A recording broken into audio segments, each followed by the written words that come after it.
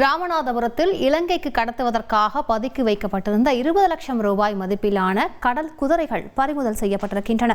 இது தொடர்பான கூடுதல் தகவல்களோடு இணைகிறார் செய்தியாளர் சோனைமுத்தன். சோனைமுத்தன், வணக்கம்.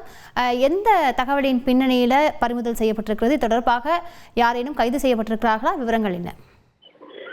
வணக்கம். அதாவது ராமநாதபுரத்திலிருந்து இலங்கை கடத்துவதற்காக 50 கிலோ எடை கொண்ட கடல் குதிரைகள் இருப்பதாக வந்த தகவல் எடுத்து அங்கு சென்ற போலீசார் கடல் குதிரைகளை பறிமுதல் செய்து இது தொடர்பாக ஒருவரையும் கைது செய்துள்ளனர். ராமநாதபுரம் மாவட்ட கடலோர பகுதி வழியாக தொடர்ந்து இலங்கைக்கு கடல் அட்டை, கடல் குதிரை, மஞ்சள், சுக்கு, கஞ்சா உள்ளிட்டவைகள் கடத்தி செல்லப்பட்டு வருவதும் அவ்வப்போது போலீசார் பறிமுதல் செய்வதும் கைது செய்யப்படுவதும் வழக்கமாக ஒன்று. இந்த நிலையில தேவைப்பட்ட கடலோர பாதுகாப்பு குழும போலீசார் கிடைத்த ரகசிய தகவலின் பேர்ல சித்தாறுகோட்டை கடற்கரை பகுதியில கடற்குதிரை கடத்துவதாக தெரிய வந்ததை அடுத்து அங்கு சென்று தீவிர ரோந்துப்பணி ஈடுபட்டிருக்காங்க. அப்போது ஹபீப் வீட்டை சோதனை செய்த போது அரசாங்கத்தால் தடை செய்யப்பட்ட கடற்குதிரைகள் சுமார் 7 சாக்கு பைகளில் சுமார் 50 கிலோ எடை கொண்ட பதப்படுத்தப்பட்ட கடற்குதிரைகள் பதுக்கி வைத்திருந்தது தெரிய வந்தது.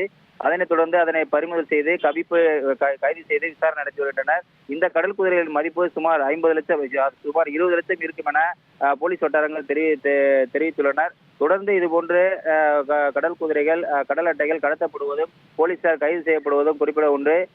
இன்று இந்த கவிப்பை ராமநாதபுரம் கடலோர பாதுகாப்பு குழும அதிகாரிகள் விசாரணை நடத்தி வருகின்றனர். விரிவான விவரங்களுக்கு நன்றி சோனைமுத்தன். உங்கள் தந்தி ஒன் தொலைக்காட்சியில் அலாவுதீன் தினமும் இரவு 8 மணிக்கு காணத் தவறாதீர்கள்.